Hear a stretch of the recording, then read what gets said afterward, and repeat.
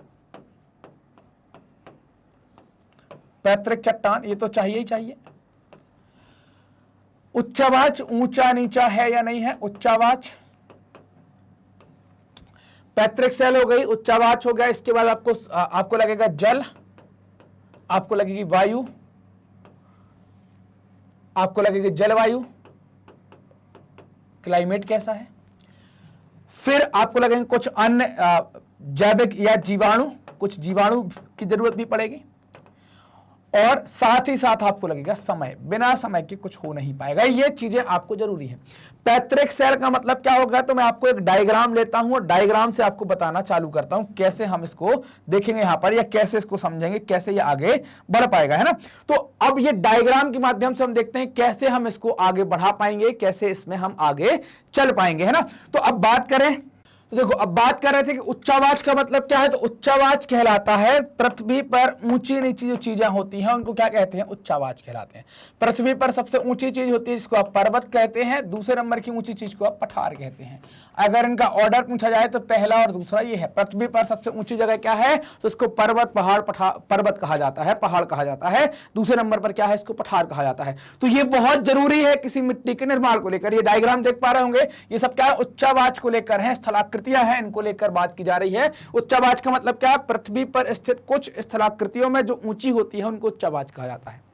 जनक cell अथवा संस्तर cell क्या है, मतलब कि ये कैसे सेल हैं, ये जो आधार प्रोवाइड करते हैं, ये टूटकर छोटे छोटे पार्ट में आ जाएंगे और फिर ये और छोटे छोटे पार्ट में सॉइल का निर्माण कर देंगे। इनको जनक सेल अथवा संस्तर सेल कहा जाता है।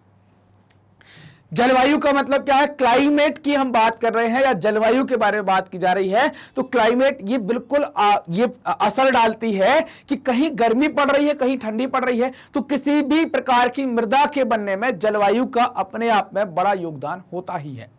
वनस्पति, जहां पर वनस्पतियां ज्यादा होंगी वहां की जो मृदा बनेगी उसमें ह्यूमस ज्यादा होगा।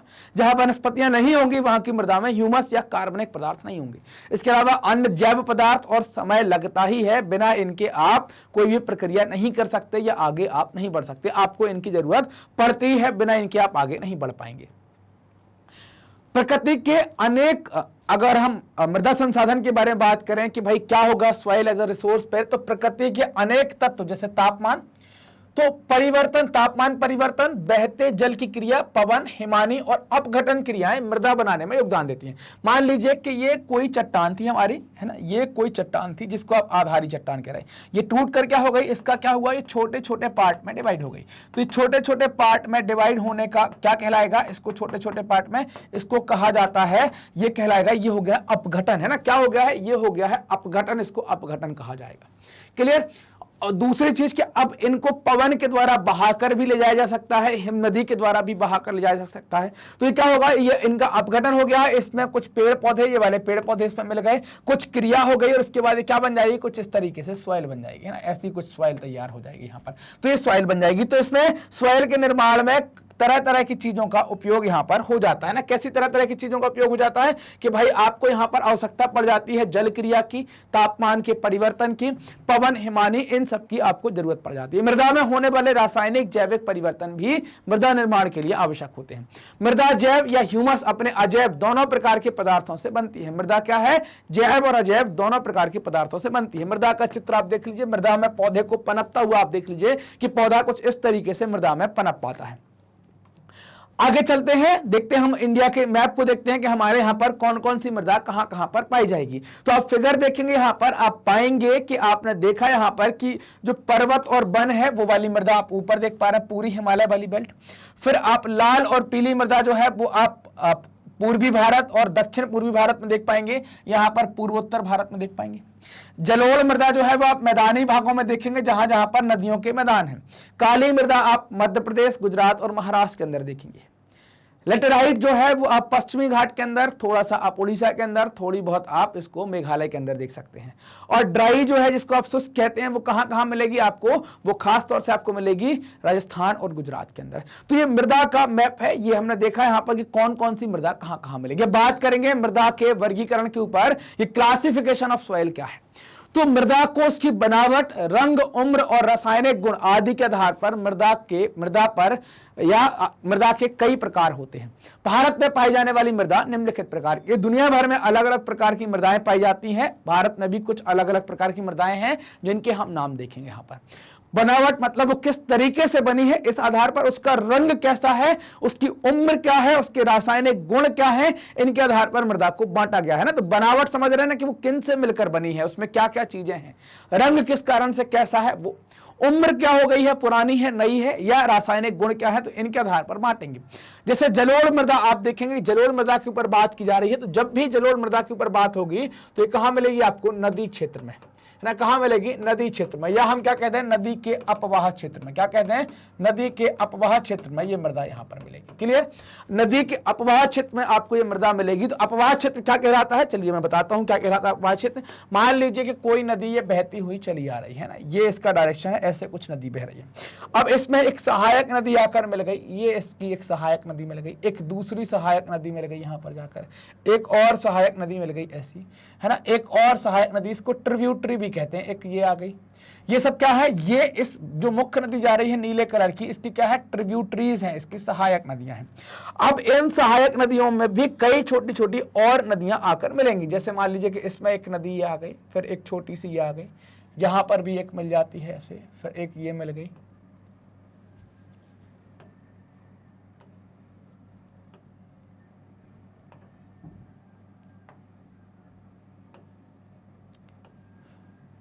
ये सब क्या है, इस सब इनके साथ ज्वाइन हो रही है, इनके साथ सब मिल रही है। क्लियर बात, सब इनके साथ मिल रही है, ज्वाइन हो रही है, तो ये सब इनके साथ मिल जाती हैं। तो अब आपको समझ में आया होगा कि सारे जंक्शन पॉइंट हो गए ना, जहां जहां मिल रही है ये सब जंक्शन पॉइंट हो गए, ये सब जंक्शन पॉइंट हो गए।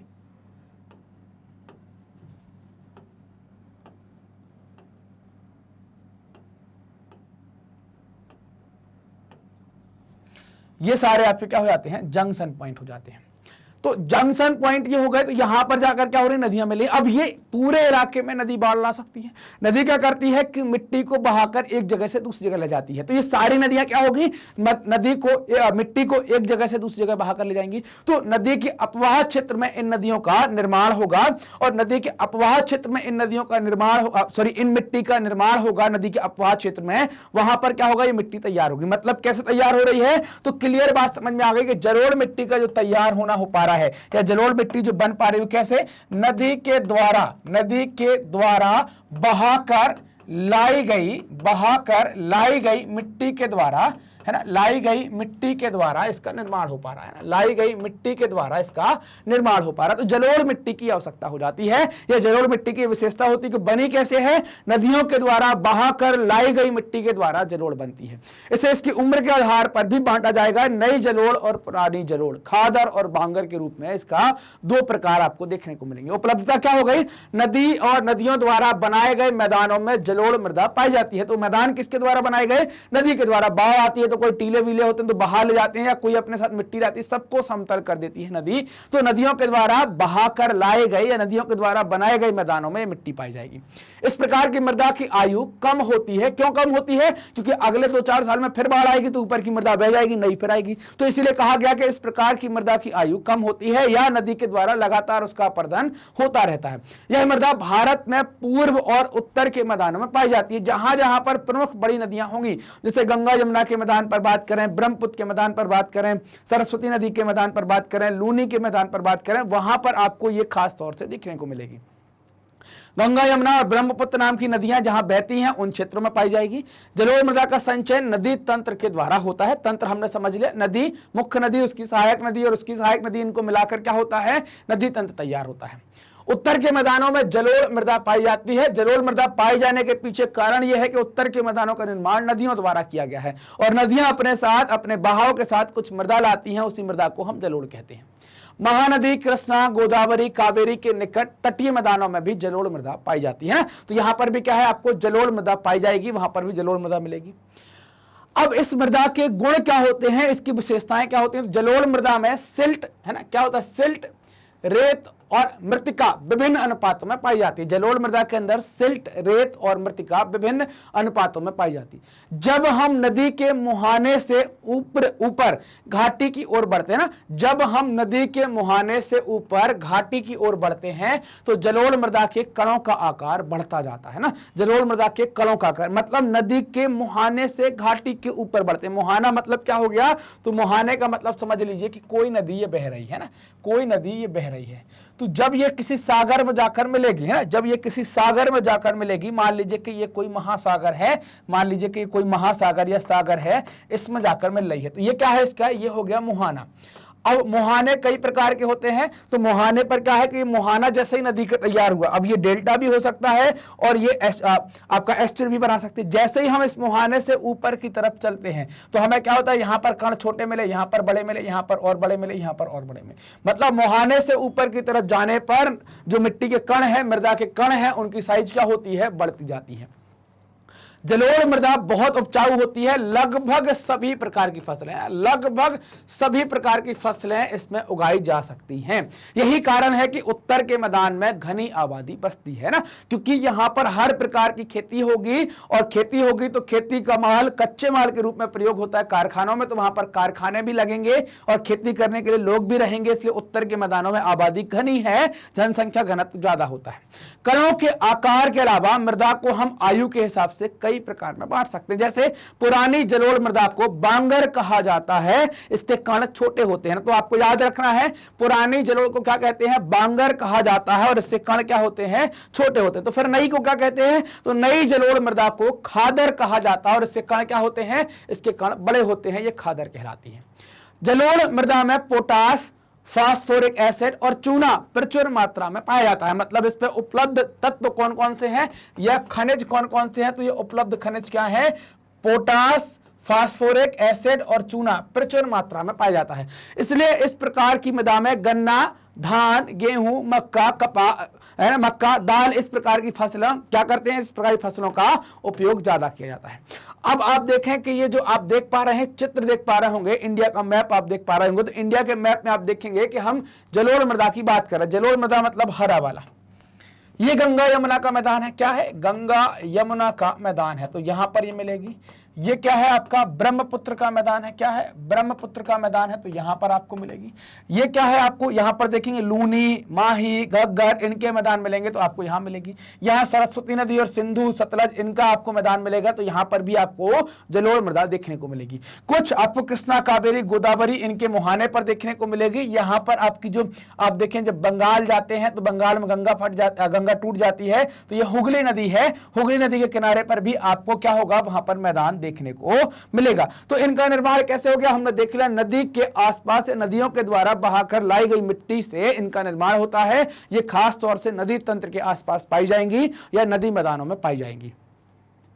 अगली मृदा पर बात करते हैं, इस मृदा को हम कहेंगे काली मृदा, ब्लैक सॉइल कहलाएगी। क्या कहेंगे इसको, ब्लैक सॉइल कहेंगे। ब्लैक सॉइल क्यों कहते हैं, क्योंकि ये काली होती है। काली क्यों होती है, क्योंकि इसकी उत्पत्ति मैग्मा से हुई है ना। ये कैसे बनी है, ये कैसे बनती है, मैग्मा से इसका निर्माण होता है। मैग्मा कहां से निकला है, पृथ्वी के भीतर से निकला है। पृथ्वी के भीतर से कैसे निकला है, तो मैग्मा की अगर आप बात करें तो क्या हुई, दरार फटी, और इस दरार की फटने से मैग्मा निकलता है, और ये मैग्मा ठंडा होकर क्या बनाता है, मिट्टी का निर्माण करता है। और ये मिट्टी कैसी हो जाती है, इसका रंग काला हो जाता है। अगर इसके कारण के ऊपर हम बात करें तो कारण काला क्यों है, क्योंकि यहां पर बेसाल्ट चट्टानें पर्याप्त मात्रा में पाई जाती हैं, बेसाल्ट चट्टानों से बनी होती है, इस कारण से क्या होता है, इसका रंग काला। काले का दूसरा कारण भी देखें, मैग्मा भीतर से निकल कर आया है पृथ्वी के, तो इसमें खनिज की पर्याप्त मात्रा में उपलब्धता होती है, इसी कारण से इसका रंग भी काला हो जाता है। काले रंग के कारण इस मिट्टी का नाम काली मृदा पड़ा। इसे रेगर या रेगूर मिट्टी भी कहते हैं। ये कपासी मिट्टी भी कहलाती है, कॉटन सॉइल भी इसको कहा जाता है। दक्कन पठार के उत्तर पश्चिम भाग में काली मृदा पाई जाती है, खासतौर से महाराष्ट्र, मध्य प्रदेश और गुजरात, है ना, इन 3 राज्यों में आपको देखने को मिलेगी। बाकी तो थोड़ी बहुत आपको बहुत सारी जगह देखने को मिलेगी। तो महाराष्ट्र, सौराष्ट्र मतलब गुजरात वाला इलाका, मालवा मतलब मध्य प्रदेश का इलाका, तो यहां पर आपको ये मृदा देखने को मिलेगी। इनके अलावा कृष्णा, गोदावरी की घाटियों में भी आपको काली मृदा मृदा देखने को मिलेगी। काली मृदा की खासियत क्या है, ये आपको चटकी हुई दिख रही होगी। चटकी हुई दिख रही है क्योंकि जैसे ही इस पे पानी शोषित करती है, जैसे ही गर्मी आती है, पानी उड़ जाता है तो मृदा चटक जाती है। चटक जाती है तो इस पर दरारें फट जाती हैं। दरारें फट जाती हैं तो इसको क्या कहते हैं, स्वतः जुताई वाली मिट्टी कहते हैं। क्या कहते हैं, स्वतः जुताई वाली मिट्टी कहते हैं। अब स्वतः जुताई वाली मिट्टी क्यों कहा जा रहा है, स्वतः जुताई वाली मिट्टी कहने के पीछे कारण ये है ना, उसके पीछे कारण ये होता है कि अब जुताई क्यों करते हैं, जुताई इसलिए करते हैं कि मिट्टी फट जाए, दरारें हो जाएं, सूर्य की किरणें अंदर तक प्रवेश करें, जब बरसात हो तो पानी आसानी से प्रवेश कर सके। पहले ही फट गई, जुताई की उतनी जरूरत नहीं पड़ती, इसी कारण से इसको क्या कहते हैं, स्वतः जुताई वाली मिट्टी कहते हैं। गर्मियों में ये अपने आप फट जाती है, उस टाइम पर जोतने की इतनी जरूरत नहीं पड़ती है। क्या गुण होंगे इस काली मिट्टी के, तो काली मृदा में सूक्ष्म कण प्रचुर मात्रा में होते हैं। सूक्ष्म कणों के कारण मृदा नमी को लंबे समय तक रोक पाती है। सूक्ष्म कणों के कारण मृदा जो है वो नमी को लंबे समय तक रोक पाती है। इस मृदा में कैल्शियम, पोटेशियम, मैग्नीशियम और चूना, है ना, ये सब आपको देखने को मिलेंगे। कैल्शियम, पोटेशियम, मैग्नीशियम और चूना, ये सभी आपको इस मृदा में पाए जाएंगे। काली मृदा कपास की खेती के लिए उपयुक्त होती है क्योंकि ये नमी को अवशोषित कर लेती है। इसके अलावा इसमें अन्य फसलें भी उगाई जा सकती हैं। कहाँ कहाँ पाई जाएगी काली मृदा, तो ये गुजरात के अंदर आप देख पा रहे हैं, मध्य प्रदेश के अंदर देख पा रहे हैं, महाराष्ट्र के अंदर देख पा रहे हैं, थोड़ी सी आप यहाँ पर देख पाएंगे, थोड़ी बहुत यहाँ पर देख पाएंगे। बड़ा ग्रुप कहाँ है, तो बड़ा ग्रुप आप मध्य प्रदेश, महाराष्ट्र और गुजरात में देख पा रहे हैं। यहाँ पर ये काली मृदा पर्याप्त मात्रा में पाई जाती है। अगली मृदा की बात करेंगे जिसको आप लाल और पीली मृदा के नाम से जानेंगे। इस मृदा का रंग या इस मृदा के रंग क्या होते हैं, आग्नेय और रूपांतरित चट्टानों में लोहे की उपस्थिति के कारण लाल होता है, और जब लोहे का जलयोजन हो जाता है तो पीला हो जाता है। इस कारण से इस मृदा को क्या कहते हैं, लाल पीली मृदा कहते हैं। दक्कन पठार के पूर्वी और दक्षिणी भाग में, है ना, दक्कन पठार के पूर्वी और दक्षिणी भाग में लाल मृदा पाई जाती है। उड़ीसा, छत्तीसगढ़, गंगा के मैदान के दक्षिणी भागों में तथा पश्चिमी घाट के पिडमॉन्ट, है ना, पिडमॉन्ट क्या कहलाता है, पहाड़ी क्षेत्रों में पाए जाने वाला एक इलाका होता है, तो पिडमॉन्ट जोन में भी ये मृदा पाई जाती है।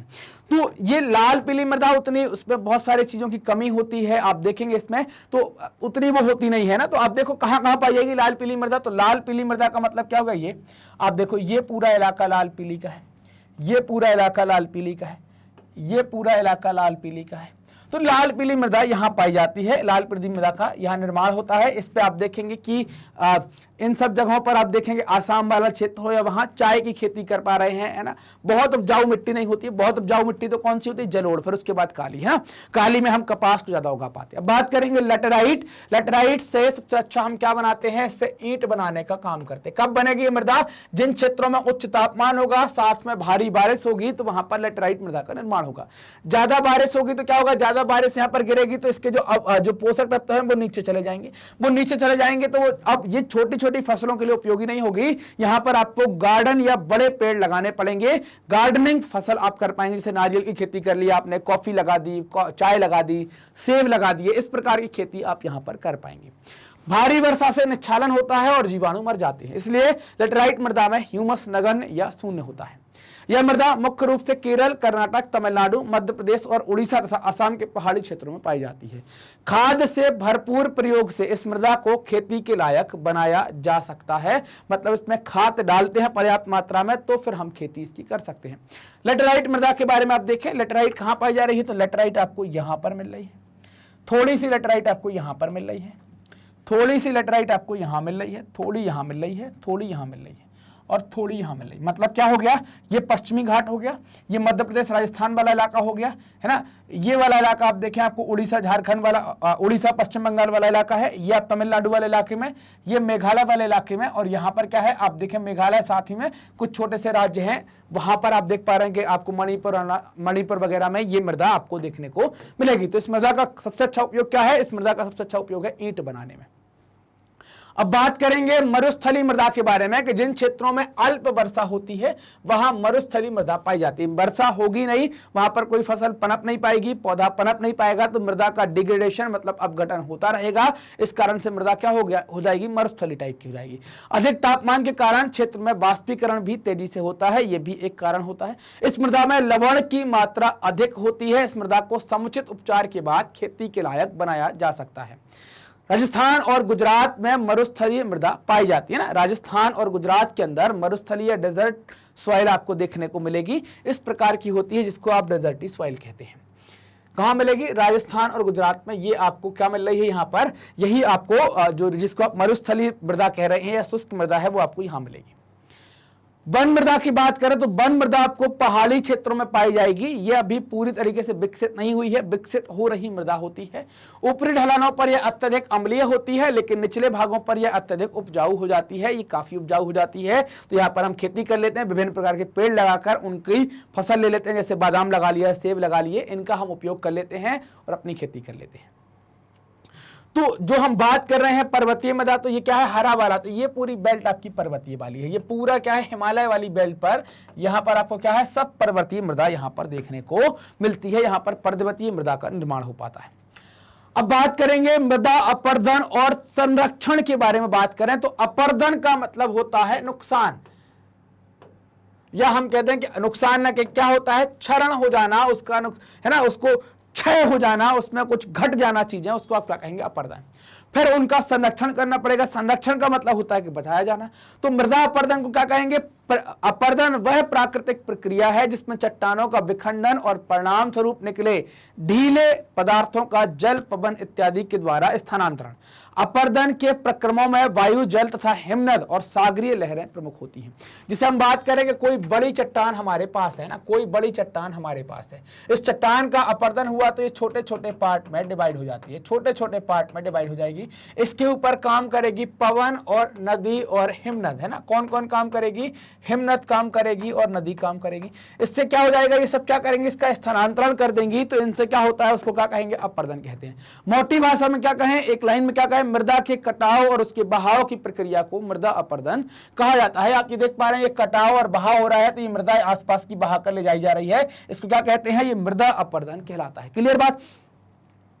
अब मृदा अपरदन के कारण क्या है? तो वन उन्मूलन मतलब वनों का नाश, मतलब कि वनों की जो कटाई होगी ना, वनों की जो कटाई होगी उसको क्या कहा जाएगा? उसको वन उन्मूलन कहा जाएगा। सघन कृषि मतलब बार बार खेती, बार बार खेती की बात की जा रही है कि आप लगातार खेती करेंगे ना, क्या लगातार खेती करेंगे। दूसरा आप देखें अति पशुचारण, ज्यादा चराई, है ना, ज्यादा चराई, ज्यादा चराई। फिर अगर हम तीसरे पर बात करें भवन निर्माण, घर बनाना, और चौथे पर बात करें दूसरी मानव क्रियाएं। वनों की कटाई का मतलब क्या है कि अगर पेड़ लगाते तो पेड़ की जड़ें ऐसी जाती हैं और वो मिट्टी को ऐसे पकड़ लेती हैं, तो मिट्टी क्या है? बह नहीं पाती, कोई कुछ आ जाए तो उतना उसका अपरदन नहीं हो पाता। तो वन उन्मूलन क्या करता है? वन अगर वनों को काटेंगे तो पकड़ कमजोर होगी और मृदा अपरदन होगा। सघन कृषि, बार बार खेती करना, फसल कटेगी तो इससे भी मृदा अपरदन होता है। जानवर चरने से भी मृदा अपरदन होता है। घर निर्माण के लिए हम विभिन्न प्रकार के पत्थरों का उपयोग करते हैं, ईंट सीमेंट का उपयोग करते हैं, इनसे भी मृदा का अपरदन होता है। और हमारी कई दूसरी मानव क्रियाकलाप जिनके कारण मृदा का अपरदन होता है। मृदा के कटाव और उसके बहाव की प्रक्रिया मृदा अपरदन कहलाती है। मृदा के बनने और अपरदन की क्रियाएं आमतौर पर साथ साथ चलती हैं और इनमें संतुलन बना रहता है। जितनी मृदा बनती है उतना अपरदन हो जाता है और ये प्रक्रिया बैलेंस होकर चलती रहती है। लेकिन हमारे मतलब कि मानव के क्रियाओं या इनके क्रियाकलाप, जैसे कि क्या? वनों को काट देना, पशुओं को ज्यादा चरा देना, निर्माण करना, खनन करना, इन सब से क्या होता है? संतुलन भंग हो जाता है और प्राकृतिक तत्व जैसे पवन, हिमानी और जल मृदा अपरदन को करते हैं या मृदा अपरदन का कारण बनते हैं। ऐसे कुछ मृदा को बहाकर ले जाना, ये आप देख पा रहे हो कि बही हुई मृदा आपको यहां पर समझ में आएगी। तो मृदा को इस तरीके से बहाकर ले जाना, ये सब क्या कहलाता है? मृदा अपरदन। चूंकि ऊपरी परत ही उपजाऊ होती है और उसी को बहाकर या काट कर ले गए हैं आप, तो इसी चीज को क्या कहा जाता है? मृदा अपरदन कहा जाता है। और इसमें मानव क्रियाकलाप ज्यादा शामिल होते हैं। बहता जल मुक्तियुक्त मृदाओं को काटते हुए गहरी वाहिकाएं बनाता है, जिन्हें अवनालिका कहते हैं। और इस प्रकार के अपरदन को अवनालिका अपरदन कहते हैं। जो पैटर्न आप देख पा रहे हैं ये अवनालिका अपरदन का है। ऐसी भूमि जोतने योग्य नहीं होती, इसे उत्खात भूमि या बैडलैंड कहा जाता है। प्रसिद्ध उदाहरण है मध्य प्रदेश का चंबल क्षेत्र, जहां से चंबल नदी निकलती है। वहां पर ऐसी भूमि को खड्ड कहते हैं, वहां पर भी ऐसे बैडलैंड आपको देखने को मिलेंगे। कई बार जल विस्तृत क्षेत्र को ढके हुए ढाल के साथ नीचे की ओर बढ़ता है ना। कई बहुत बड़ा इलाका ढके हुए नीचे धीरे धीरे खिसकता है, तो पूरी मृदा का एक बड़े भूभाग का अपरदन हो जाता है। इसको क्या कहते हैं? चादर अपरदन या सीट इरोजन कहा जाता है। चादर अपरदन कहलाता है क्योंकि ये एक बड़े भूभाग के रूप में मृदा को बहा कर ले जाता है, उसको काट कर ले जाता है। इस कारण से इसको सीट इरोजन या मृदा अपरदन कहा जाता है। पवन द्वारा मैदान या ढालू क्षेत्र की मृदाओं को उड़ाकर ले जाने की प्रक्रिया को भी पवन अपर्दन कहा जाता है ना। पवन अपर्दन का मतलब क्या है? पवन के द्वारा मृदा की ऊपरी परत को बाहर ले जाना, वो पवन अपर्दन कहलाएगा। या कृषि के जो गलत तरीके हैं उनसे भी मृदा अपर्दन होता है। क्या गलत तरीके? मान लीजिए ये ढाल वाला क्षेत्र है, ये है ना, तो यहां क्या कर दिया आपने कि हल गलत तरीके चला दिया, हल चला दिया आपने ऊपर से नीचे। अब पानी मान लीजिए कि वर्षा हुई, यहां पर वर्षा हुई तो पानी कैसे बहेगा? ऐसे ऐसे ऐसे ऐसे और नीचे आ जाएगा। अब आपने हल चला दिया ऐसे ऐसे ऐसे, अब आपने हल चला दिया ऐसे ऐसे ऐसे, ये आपने हल चला दिया, ये हल चला दिया। अब क्या होगा? पानी आएगा तो इसमें नाली बन जाएगी, पानी नाली बन जाएगी तो मिट्टी को लेते हुए नीचे आ जाएगा। तो ये क्या हो गया? अपर्दन हो गया। तो कृषि के गलत तरीकों से भी होता है। ढाल वाली भूमि पर समोच्च रेखाओं के समानांतर हल चलाने चाहिए, समान ऊंचाई के समानांतर हल चलाने चाहिए। ये रेखा गई है ना ऐसी, तो ऐसे हल चलाओ, आप ऐसे हल चलाओ, ऐसे हल चलाओ। इससे क्या होगा? इस तरीके के हल चलाओगे तो अगर पानी आ भी रहा है तो यहां टकराएगा, फिर यहां टकराएगा, फिर नीचे आएगा, तो क्या होगा? मृदा अपर्दन कम होगा। ये क्या करेगा? जल के बहाव को भी नियंत्रित करता है, उसको भी कम करेगा। ढाल वाली भूमि पर सोपान बनाए जा सकते हैं। सोपान को कहते हैं सीढ़ी। कुछ इस तरीके का सीढ़ी नुमा खेत तैयार करेंगे। ये भी क्या होगा कि इसमें हम कुछ इस तरीके की जुताई कर देंगे, इस तरीके की जुताई करेंगे तो ये मृदा, ये क्या करेगा? जल की गति को कम करेगा, जिससे मृदा अपर्दन भी कम होगा।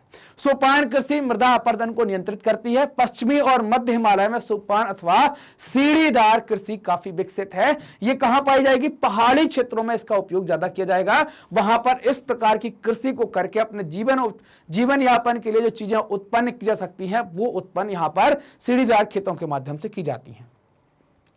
मृदा अपर्दन से मरुस्थल बनने का खतरा रहता है। मरुस्थल मतलब क्या है कि भाई लगातार अपर्दन होता रहेगा तो ये शुष्क होती चली जाएगी, तो इससे क्या होगा? मरुस्थल बनने का खतरा बना रहेगा। मृदा अपर्दन को रोकने के लिए मृदा संरक्षण की जरूरत होती है। मतलब कि अब आपको ये ध्यान देना पड़ेगा कि मृदा को किस प्रकार से संरक्षित किया जाए, उसके बारे में हमें अब यहां पर बात करने की, कैसे मृदा को संरक्षित करेंगे।